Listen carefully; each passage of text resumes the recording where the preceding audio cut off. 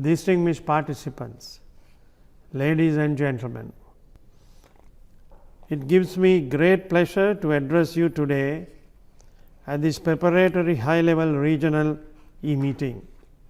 This meeting represents a positive step towards addressing the important issue of nitrogen management ahead of the 26th conference of the parties of the United Nations Framework Convention on Climate Change, hosted by the Government of the United Kingdom of Great Britain and Northern Ireland later this year.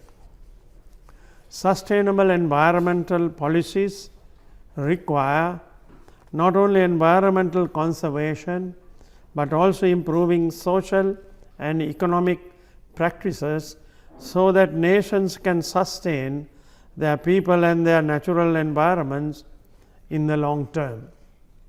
For its part, the government of Sri Lanka has adopted balanced policies that promote the sustainability of our biodiversity, forest cover, waterways and oceanic resources, alongside the socio-economic requirements of our citizens.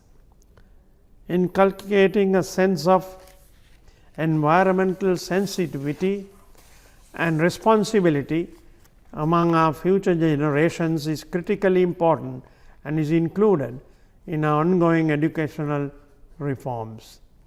At the Biodiversity Summit of the United Nations General Assembly last year, I made an appeal to the world leaders for the better management of nitrogen.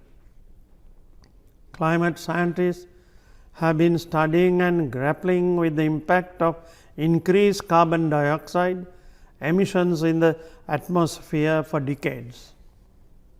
I believe it is important to address the issue of nitrogen waste in a similarly urgent way and to broaden the ongoing discourse on climate change accordingly.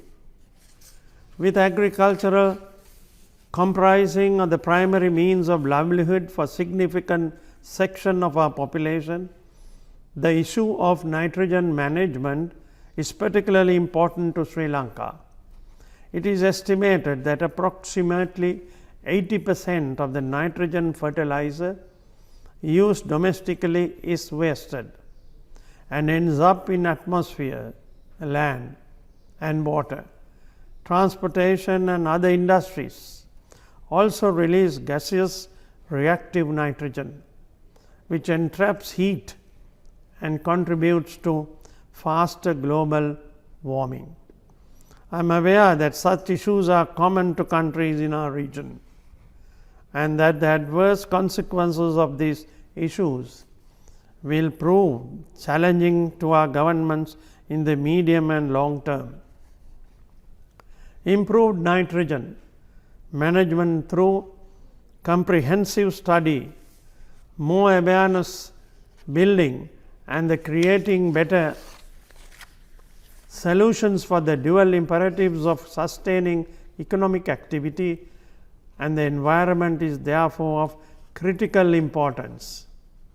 Such actions need to be guided by timely policy decisions, not just at the national level, but also regionally and globally. I am confident that the deliberations of this forum will help bring together the governments of the South Asian region towards a common understanding on this issue. This will in turn have a positive impact on the decision arrived at during the 26th conference of the parties of the United Nations Framework Convention on Climate Change later this year. In concluding, I convey my best wishes to you for a successful and a productive forum. Thank you.